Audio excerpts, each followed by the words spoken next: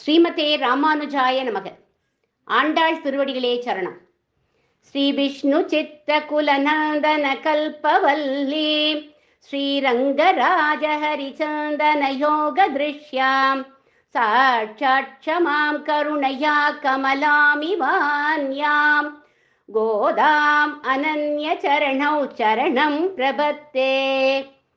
வேயர்புகழ் வில்லிபுத்தூர் ஆடிப்பூரம் மேன்மேலும் மிக விளங்க விட்டு சித்தன் தூய திருமகளாய் வந்து அரங்கனார்க்கு துழாய் மாலை முடிசூடி கொடுத்த மாதே, நேயமுடன் திருப்பாவை பாட்டாரைந்தும் நீ உரைத்த தையொரு திங்கள் பாமாலை ஆயப்புகழ் 143 அன்புடனே அடியேனுக்கு அருள் செய் நீயே.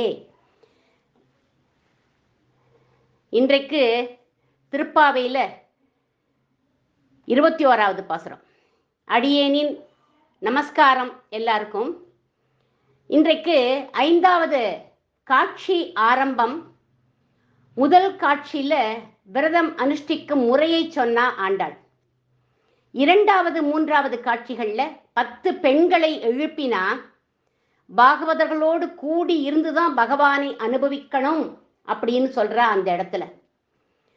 4வது காட்சியில கண்ணனோடு கூடிய பரிஜனங்கள் எல்லாம் எழுப்பி நப்பெண்ணை பிராட்டிய முன்னிட்டு தான் கண்ணனை அடையணும் அப்படிங்கிறத காண்பிச்சு கொடுத்தா. இன்றைக்கு நப்பெண்ணை பிராட்டியும் இவாளோட சேர்ந்துட்டா. ஆண்டாள் கோஷ்டிக்கு நப்பெண்ணை பிராட்டி தலைவி ஆயிட்டா. நான் உங்களுக்கு உதவி பண்றேம்மா, அவனை எப்படி எழுப்பணும்னு சொல்லித்தரா இன்றைய பாசுரத்துல. இன்றைய பாசுரத்தை ஆனந்தி கிரிதரன் அவர்கள் பாடுவார்கள்.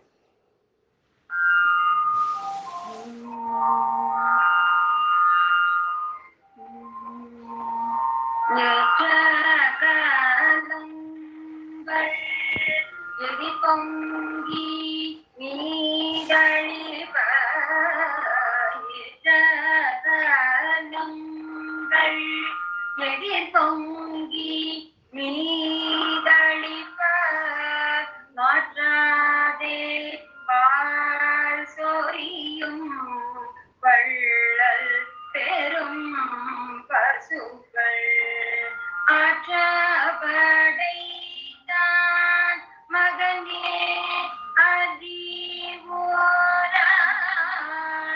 ஊற்றம் ஓடையாய் பெரியாய் உலகில் தோற்றமாய் நின்ற சுடரே துயில் ஏழாய் மாற்றாருனக்கு வழி தொலைந்தும் ஆற்றாது வந்து உன் அடிபணியுமா போரே போற்றியாம் வந்தோ புகழேலோரம் பாவாய் ஆற்றாது வந்து அடிபணியுமா போலே போற்றியாம் வந்தோ புகழேலோரம்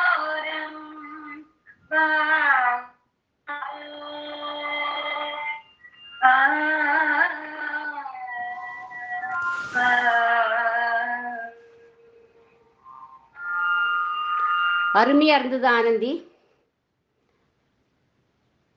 ஏற்ற கலங்கள் எதிர்பொங்கி மீதளிப்ப மாற்றாதே பால் சொரியும் வள்ளல் பெரும் பசுக்கள் ஆற்றப்படைத்தான் மகனே அறிவுராய் ஊற்றமுடையாய் பெரியாய் உலகினில் தோற்றமாய் நின்ற சுடரே துயிலெழாய் மாற்றார் உனக்கு வழி தொலைந்து உன் வாசற்கண் ஆற்றாது வந்து உன் அடிபணியுமா போலே போற்றியாம் வந்தோம் புகழ்ந்தேலோரெம்பாவாய்.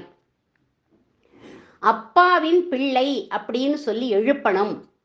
நந்தகோபன் குமரன் ஆற்றப்படைத்தான் மகன்னு கூப்பிட சொல்றா. அதுதான் அவனுக்கு பிடிக்கும்னு நப்பெண்ணை பிராட்டி சொல்லி கொடுத்தா.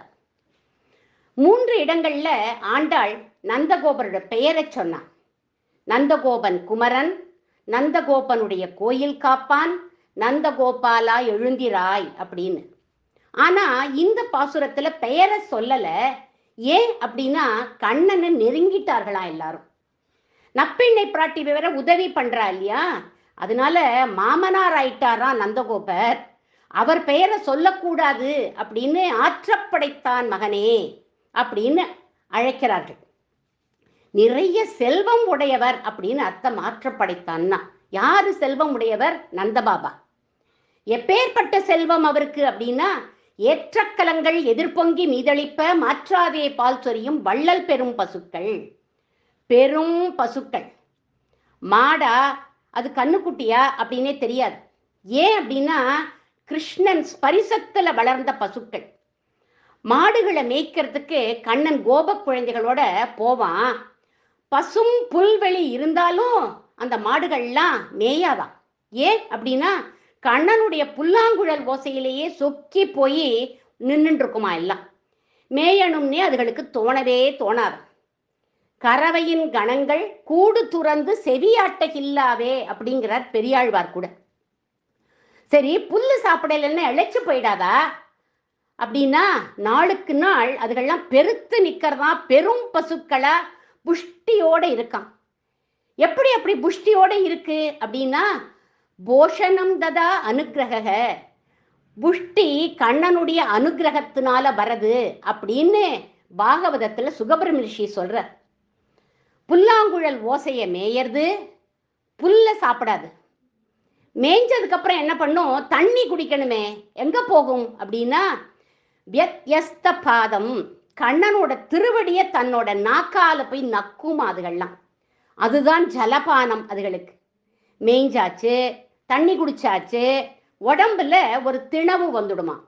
எங்கேயாவது போய் சொரிஞ்சுக்கணும் அப்படின்னு தோணுமா, கண்ணன் பின்னாடி வந்து நின்னுண்டு அவன் மேல தானே சொரிஞ்சுக்குமா எல்லாம். இப்படி வேணுகானத்தையே புல்லாக மேய்ந்து சரணரசத்தையே பானமாக பருகி அவன் மேலேயே உரசிண்டு வளர்ந்த மாடுகள். இப்பேற்பட்ட மாட்டுக்கிட்டேந்து வரக்கூடிய பால் என்ன ரசம் அப்படின்னா கிருஷ்ண ரசம். இந்த கிருஷ்ண ரசத்தை கோகுலவாசிகள்லாம் சாப்பிட்றா.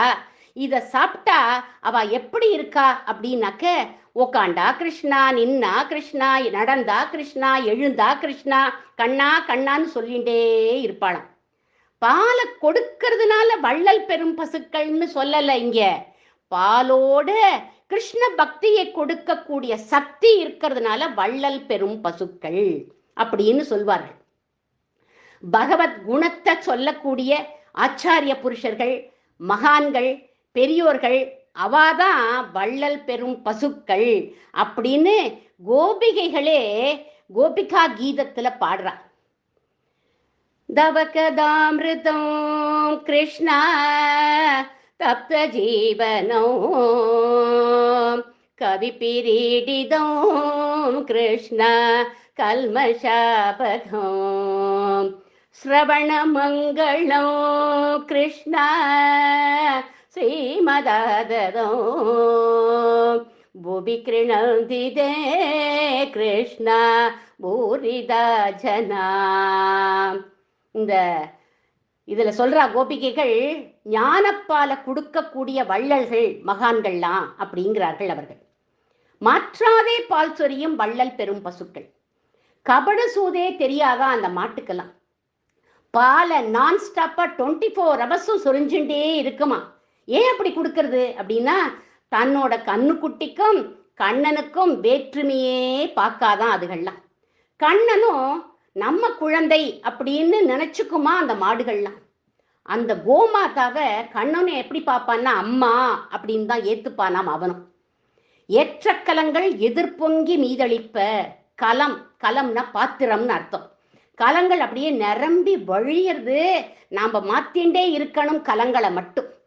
அப்பேற்பட்ட பசுக்கள் 1 2 இல்லை, நந்தகோபர் கிட்ட 7 லட்சம் பசுக்கள் இருந்துதான். பசு செல்வம் உடையவர் அவர். இன்றைக்கும் கோகுலத்துக்கு போனா 14,000 பசுக்கள் இருக்கு அப்படின்னு சொல்லுவா. அதுக்கு நந்த கோஷ்டம் அப்படின்னே பேர். இப்பேற்பட்ட செல்வமுடைய நந்தகோபரை ஆற்றப்படைத்தான் அப்படிங்கிறா ஆண்டாள். அவருடைய ஒபீடியன்ட் மகனே எழுந்திராய் அறிவுராய் அப்படிங்கிறார். தெரிஞ்சுக்கோப்பா, நாங்கள்லாம் வந்திருக்கோம், எழுந்துரு அப்படிங்கிற அர்த்தத்துல. அப்பா முன்னாடி கைய கட்டிண்டு என்ன சொன்னாலும் நான் செய்யறேன்ப்பா அப்படின்னு காத்துன்னு இருப்பானா கண்ணபிரான். அப்பேற்பட்ட ஒபீடியன்ட் மகனா அவன். ஒரு ஏகாதசி அன்னைக்கு உபவாசம் இருந்துட்டு துவாதசி அன்னைக்கு யமுனையில போய் ஸ்நானம் பண்றதுக்காக விடியற்காலம்பர 2:30 மணிக்கே போயிட்டார் நந்தபாபா. அந்த அகால வேளையில மனுஷாலாம் குளிக்க கூடாது, அது சாஸ்திரம். வருணன் என்ன பண்ணிட்டான், தன்னோட லோகத்துக்கு நந்தபாபாவை அழைச்சிட்டு போயிட்டான். இவரை காணுமே அப்படின்னு யசோதை கண்ணன் கிட்ட சொன்னா. யமுனை கரைக்கு வந்து பார்த்தான் கண்ணன். அவரோட திருமண் பெட்டிலாம் இருந்தது, அவரை காணும். புரிஞ்சுட்டான், வருணலோகத்துக்கு போயிருக்கார். அப்பா வருண பகவான் அழைச்சிட்டு போயிட்டாருன்னு தெரிஞ்சுட்டான். உடனே வருணலோகத்துக்கு வந்தான். எங்க அப்பாவை அழைச்சிட்டு வந்துட்டியே, இது நியாயமா அப்படின்னு கேட்டான். அகாலத்துல ஸ்நானம் பண்ணக்கூடாது, அதனாலதான் அழைச்சிட்டு வந்துட்டோம், சட்டத்தை தானே நாங்க ஃபாலோ பண்ணினோம் அப்படின்னு சொன்னான் வருணன். இவர் நந்தகோபர்னு தெரிஞ்சதுக்கு அப்புறம் நீ அனுப்பி இருக்கலாமே, அவர் தான் தப்பு பண்ணிட்டேன்னு சொன்னாரோ இல்லையோ அப்படின்னு கேட்டான். இல்ல இல்ல, உங்களோட திருவடி கிருஷ்ண ரூபத்துல இந்த லோகத்துல படணும் அப்படிங்கிறதுக்காக தான் காத்துன்னு இருந்தேன் அப்படின்னு சொன்னானா வருண பகவான். அப்பாவையும் அழைச்சிண்டு வந்துட்டான் கண்ணன். இப்படி அப்பாவை காப்பாத்துற ஒபீடியன்ட் பிள்ளை அப்படின்னு சொல்லுவா இந்த இடத்துல. வேலுக்குடி சுவாமின் சொல்லுவார், என்ன சொல்லுவார் அப்படின்னா, இந்த ஆற்றப்படைத்தான் மகனே அப்படிங்கிறதுக்கு சுவாபதேசமா உள் அர்த்தம் என்ன அப்படின்னா, ஆற்றப்படைத்தவர் பகவத் ராமானுஜர். மகன் யார் அப்படின்னா திருவேங்கடமுடையான் சீனிவாசன் தான் மகன் அப்படின்னு சொல்லுவார். எப்படி சொல்லுவார் அவர் அப்படின்னா, அவர் சொல்றார், பத்மாவதி தாயாரோட அப்பா பேரு ஆகாசராஜன். மாப்பிள்ளை திருவேங்கடமுடையானுக்கு நாகாபரணம் சமர்ப்பிச்சார் அவர். அந்த எம்பெருமானுக்கு வில்வ இதழ்னாலதான் அவர் அர்ச்சனையும் பண்ணுவாராம். ஆகாசராஜனுடைய தம்பி தொண்டமான் சக்கரவர்த்தி சீனிவாச பெருமாள் கிட்ட ரொம்ப பக்தி உடையவன். அவன் நெருங்கி பழகுவான் சீனிவாச பெருமாளோட. எந்த அளவுக்கு நெருங்கி பழகுவான் அப்படின்னா, நான் சண்டைக்கு போறேன், என்ன பண்ணணும் அப்படின்னு போய் பகவான் கிட்ட கேட்பானாம். பெருமாளுக்கு அந்த அளவுக்கு நெருக்கம். பெருமாளுக்கு எவ்வளவு அன்பு பாருங்கோ. என்கிட்ட இருக்கிற சங்கு சக்கரத்தை கொடுத்து இதை எடுத்துட்டு போ, ஜெயிச்சுட்டு வா அப்படின்னு சொல்லுவாராம். அவர் கொடுத்ததுக்கு அப்புறம் அவர் திருப்பி குடுன்னு கேட்கிற பழக்கம் அவர்கிட்ட கிடையாது, கொடுக்கிற பழக்கமும் நம்மகிட்டையும் கிடையாது.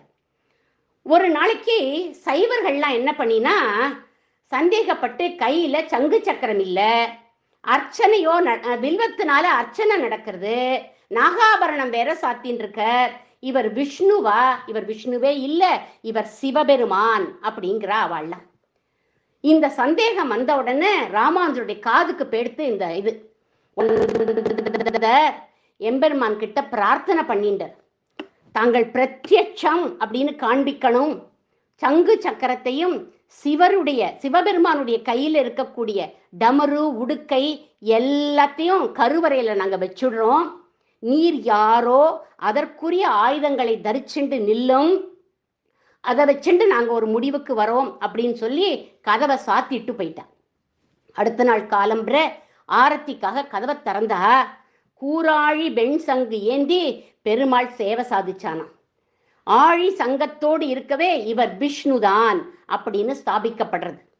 அப்பனுக்கு சங்காழி அளித்தவன் வாழியேன்னு ராமானுஜருடைய வாழி திருநாமமே இருக்கு. சங்கு சக்கரத்தை ஒத்துபவர் யார்? ஆச்சாரிய புருஷர்கள். ஆழியையும் சங்கையும் ராமானுஜர் யாருக்கு கொடுத்தார்? திருவேங்கடமுடியானுக்கு சீனிவாசனுக்கு கொடுத்திருக்கார். அதனால அவர் ஆச்சாரியன் யாரு? ராமானுஜர் ஆச்சாரியன், திருவேங்கடமுடையான் சிஷ்யன். ஆச்சாரியன் என்னைக்குமே தந்தையினுடைய ஸ்தானம்.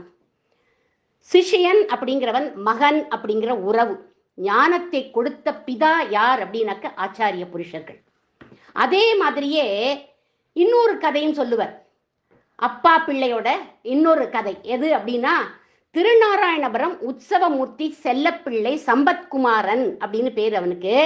அவன் தான் மகனா, ராமானுஜர் தான் அப்பாவா. இது எப்படி அப்படின்னா, இந்த உற்சவமூர்த்தி ராமானுஜருடைய கனவுல ஒரு நாளைக்கு தோன்றி, நான் டெல்லி பாதுஷா அரண்மனையில இருக்கேன், என்னை வந்து அழைச்சுண்டு போ அப்படிங்கிறது அந்த பிள்ளை, அந்த அந்த உற்சவமூர்த்தி. வயசு அப்போ ராமானுஜருக்கு 84 கடந்தாச்சு.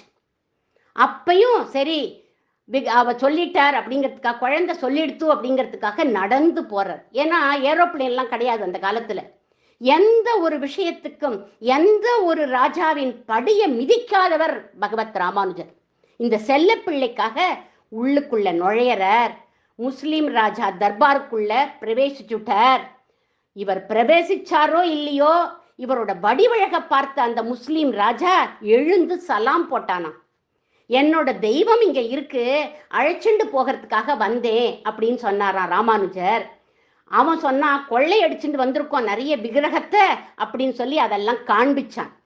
அந்த செல்ல பிள்ளை ராமப்பிரியன் அங்க இல்லை.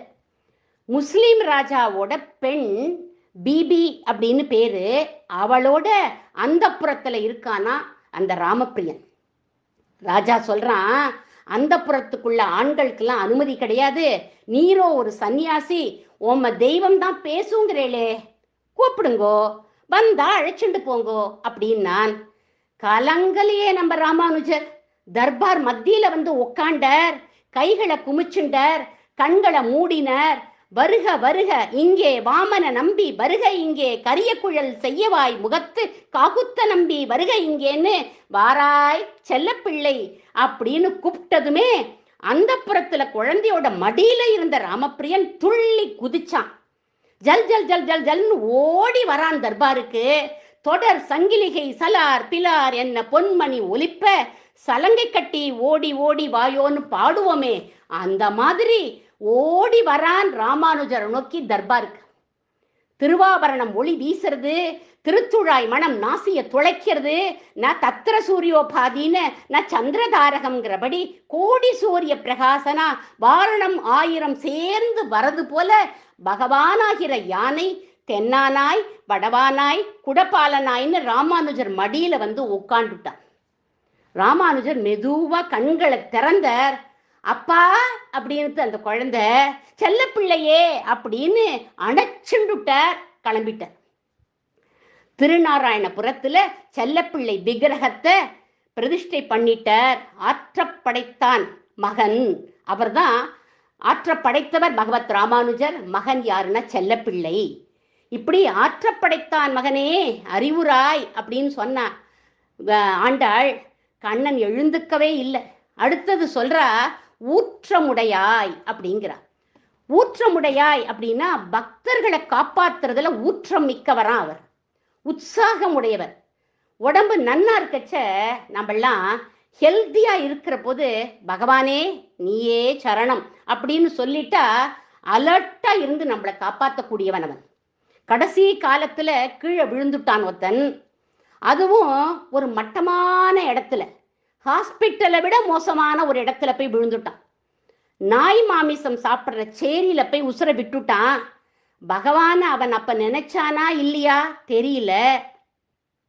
அவனோட கதி என்ன அப்படின்னா, வராக பெருமாள் சொல்றார் பூமி பிராட்டிக்கிட்ட, அகம் ஸ்மராமி மத்பக்திம், நான் அவனை நினைப்பேன், அவன் நினைச்சா என்ன நான் நினைச்சா என்ன, நான் கவனமா இருந்து அகம் ஸ்மராமி மத்பக்திம் நயாமி பரமாம் கதிங்கிறார் அவர். பக்தர்களை காப்பதுல ஊற்றமுடையவன் அப்படிங்கிறார். பிராட்டி கூட என்ன பண்ணுவா, பிராட்டிமார்களுக்கு கொடுத்த அதே ஸ்தானத்தை நமக்கும் கொடுக்கிறான் பகவான், பக்தனுக்கும் கொடுக்கிறான் அதே ஸ்தானத்தை. ராமாவதாரத்துல சிவதனுச பங்கம் பண்ணி சீதையை அடைஞ்சாரவர். கிருஷ்ணாவதாரத்துல 7 எருதுகளை வென்று நப்பிண்ணை பிராட்டியை அடைஞ்சார். நமக்கும் பூவின் மிசை நங்கைக்கும் இன்பனே அப்படிங்கிறார் ஆழ்வார். பிராட்டி அளவு நம்மளை வைக்கிறார் அப்படின்னா நம்மளை எலிவேட் பண்றார் அப்படின்னு அர்த்தம். இத பிரகலாதன் சரித்திரத்துல நம்ம பார்க்கலாம். எங்கடா இருக்கான் உன்னோட ஹரி, எங்கும் உளன் கண்ணன்கிற மகனை காய்ந்து இந்த தூண்ல இருக்கானா அப்படின்னு தூண பிளந்தான் ஹிரண்யகசிபு. அத்ருஸ்யதாத் அத்புத ரூபமுத்வகன் ஸ்தம்பே சபாயாம் ந மிருகம் ந மானுஷம். நரசிம்ம ரூபனா வந்தான், ஹிரண்யகசிபு வதம் பண்ணினானவன். தேவர்கள் மகாலட்சுமி தாயார் எல்லாரும் அவர் கிட்ட போகிறதுக்கு பயப்பட்டா பிரகலாதனை அனுப்புறான். குழந்தை அவரை சோஸ்திரம் பண்ணிண்டே போறதாம். எப்படி பண்றது பாருங்கோ. பிரம்மாதய சுரகணக முனயோக சித்தாக ஸ்தவை கதான மதயோ பசசாம் பிரபாகை நாராதிதும் ஒரு குணையே அதினாபிபிப்ருஹு கிம் தோஷ்டுமர்ஹதி சமே ஹரிருக்ரஜாதேஹே. பிரம்மாதி தேவர்களுக்கு நீ துர்லபன், பக்தர்களுக்கு நீ சுலபன் அப்படின்னு பெரியவாள்லாம் சொல்லுவா. அது இங்க சத்தியம் ஆயிடுத்தே. அவ உங்ககிட்ட வர பயந்துட்டு இருக்கிற போது என்ன மட்டும் மடியில உட்காத்தி வச்சுக்கிறியேப்பா அப்படின்னு கேட்கறது குழந்தை நரசிம்ம பெருமாள் கிட்ட. ஒரு மடியில பிரகலாதன், ஒரு மடியில மகாலட்சுமிய உட்காண்டு லக்ஷ்மி நரசிம்மரா சேவை சாதிக்கிறார். உற்றமுடையாய் அப்படின்னு. மகாபாரதத்துல பகதத்தன் அப்படிங்கிறவன் பரமேஸ்வரனை குறிச்சு தபஸ் பண்ணி சக்தி அப்படிங்கிற ஆயுதத்தை வாங்கி வச்சுட்டு இருந்தான். யுத்தத்துல அர்ஜுனன் பேர்ல அதை பிரயோகம் பண்ணான். அது அப்படியே சீறி வந்தது. கிருஷ்ணர் சாரத்தியம் பண்ணிட்டு இருந்தவர் சட்டுன்னு எழுந்து நின்று அந்த அஸ்திரத்தை தன் மார்பில வாங்கிட்டு விட்டார். அது தூள் தூள் தூளா போயிடுத்து. பீஷ்மர் வந்து கேவி கேவி அழறர். ஒரு பக்தனை ரட்சிக்கிறதுக்காக மகாலட்சுமி நித்தியவாசம் பண்ணக்கூடிய திருமார்புல அந்த சக்திங்கிற ஆயுதத்தை வாங்கிண்டியேடா, உனக்கு ஏதாவது ஆயிருக்குமோன்னு பார்க்கறதுக்காக வந்தேன் அப்படிங்கிறார் அவர். அதுக்கு கிருஷ்ண பரமாத்மா சொல்றார், அது ஒரு சக்தி ஆயுதம், வந்தது ஒரு சக்தி ஆயுதம், என் மார்பில இருக்கிறவ ஒரு சக்தி பராசக்தியோட சேர்ந்து போயிடுத்து அப்படின்னு விட்டார்.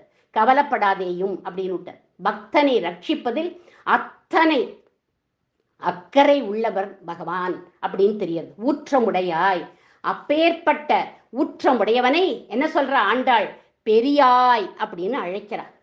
பெரியாய் அப்படின்னா பெரியவன் அப்படின்னு அர்த்தம். பெரியவன்னா அப்ப நம்ம கண்ணுக்கு தெரியவே இல்லையே, நீங்க மாட்டுக்கு பெரியவன் சொல்றேளே அப்படின்னா, பெரியவன் ஆனா கண்ணுக்கு தெரிய மாட்டான், நுட்பமானவன்.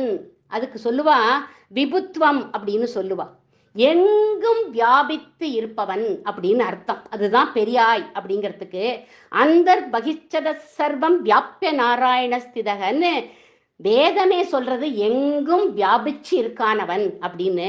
கண்ணுக்கு தெரியாமல் நிற்கும் மறைமூர்த்தி அவன், குறை ஒன்றும் இல்லை மறைமூர்த்தி கண்ணான்னு பாடுறோமே, அப்படி இருக்கிறவர் கண்ணுக்கு புலப்படுறதுக்காக ராமனாகவும் கிருஷ்ணனாகவும் வர இந்த லோகத்துக்கு தோற்றமாய் நின்ற சுடரே துயிலழாய்.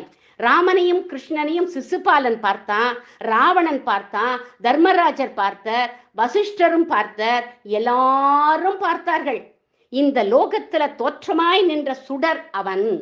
வைகுண்டத்திலேந்து இறங்கினா அவனுடைய சுடர் போயிடாதா, மங்கி போயிடாதா, பிரகாசம் குறைஞ்சு போயிடாதா அப்படின்னு கேட்கிறார்கள். குறையவே குறையாது.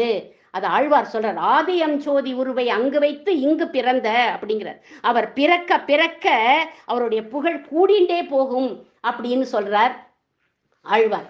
அதனால வைகுண்டத்துல இருந்தா அவர் பிரகாசம் எடுபடவே எடுபடாதான். ஏன்னா பகல்ல ஏற்றின விளக்கு மாதிரி இருப்பாராம் வைகுண்டத்துல. அங்க இருக்கிற நித்திய சூரிகளுக்கு இவருடைய கிருப்பையே அவசியமே இல்லை. ஏன்னா அவ எப்பவும் சந்தோஷமா இருக்கா, பகவானையே பார்த்துட்டு இருக்கா. நமக்கு தான் அவருடைய பிரகாசம் வேணும், ஏன்னா நமக்கு தான் கஷ்டங்கள். ஆனா பகவான் இங்க அவதரிச்சா எப்படி இருப்பான், சுடராக இருப்பான், இருட்டுல ஏற்றி வச்ச விளக்காக இருப்பான் அவன். நாம இருள் தருமா ஞானத்துல இருக்கோம், நமக்கு விளக்காக இருக்கக்கூடியவன். கீதையில அவனே சொல்றான், இத நான் அவதரிக்கிற போது என்னோட பெருமை குணம் எதுவுமே குறையாது, சங்கல்பத்தினாலதான் நான் அவதரிக்கிறேன் அப்படிங்கிறான்.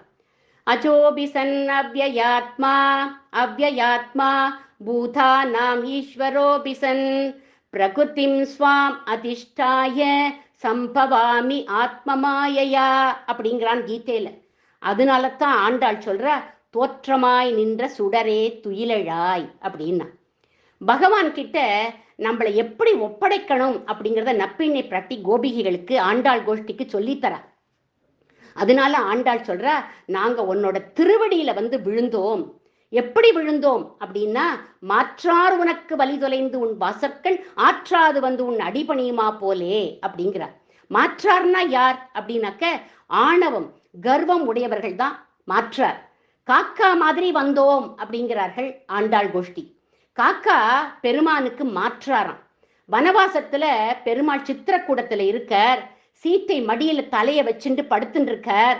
காக்காவா ஒரு பிள்ளை இந்திரனுக்கு பிறந்தான். அந்த காக்கா சீதா பிராட்டியுடைய முலைய வந்து தீண்டித்து ரத்தம் பெருகி ராமரோட நெற்றி பொட்டுல வந்து தெரிச்சுது. உடனே எழுந்தார் பிரபு. சீத்தைய பார்த்தார். பார்த்த உடனே சொல்றார், இது என்ன அலங்கோலம், யார் 5 தலை நாகத்தோட விளையாடுறது அப்படின்னு கேட்டார். அந்த காக்கா அங்கேருந்து பார்த்துட்டு இருந்துதான் சொல்றது. அதாவது அதோட பார்வை எப்படி இருந்தது அப்படின்னா, உன்னால என்ன பண்ண முடியும், என்ன நான் பறக்கிற காக்கா அப்படின்னு ஆணவத்தோட பார்த்துதான் அந்த காக்கா. பிரபு உடனே ஒரு புல் எடுத்து பிரம்மாஸ்திர மந்திரத்தை பிரயோகம் பண்ணி தூக்கி எரிஞ்சார். அத்திரமே கொண்டெறிய அனைத்துலகம் திரிந்தோடி வித்தகனே ராமாவோ நின்னபயம் என்று அழைக்க ராமரோட திருவடியில வந்து அது விழுந்துதான். அப்படி காக்காசுரன் வந்து விழுந்த மாதிரி நாங்களும் உன்னோட திருவடியில வந்து விழுந்தோம் அப்படிங்கிறார்கள். உன்னை போற்றி வந்தோம், உன்னை புகழ்ந்து வந்தோம், உனக்கு மங்களம் பாடிண்டு வந்திருக்கோம் அப்படின்னார்கள். நம்ம கூட பெருமாள் கிட்ட போற போது பல்லாண்டு பாடிண்டு போகணும். உறக்க பாடக்கூடாது, மனசுக்குள்ள பாடிண்டு போகணும். அவன் கிட்ட போற போது நம்மளோட அபிமானத்தை எல்லாம் விட்டுட்டு போகணும் அப்படிங்கிறார்கள். இப்படி அபிமானத்தை தொலைத்தவர்கள் யார்? இந்த மாதிரி நம்ம ஆச்சாரிய புருஷர்கள்ட்ட போற போது அபிமானத்தை தொலைச்சுடணுமா. ஆச்சாரியன் திருவடியை போய் நம்ம பற்றணும். அவர்கள் ஆற்றப்படைத்தவர்கள். பகவத் ராமானுஜர் ஆற்றப்படைத்தவர் அப்படின்னு பார்த்தோமே. பகவானே அவருக்கு மகன்னு பார்த்தோமே.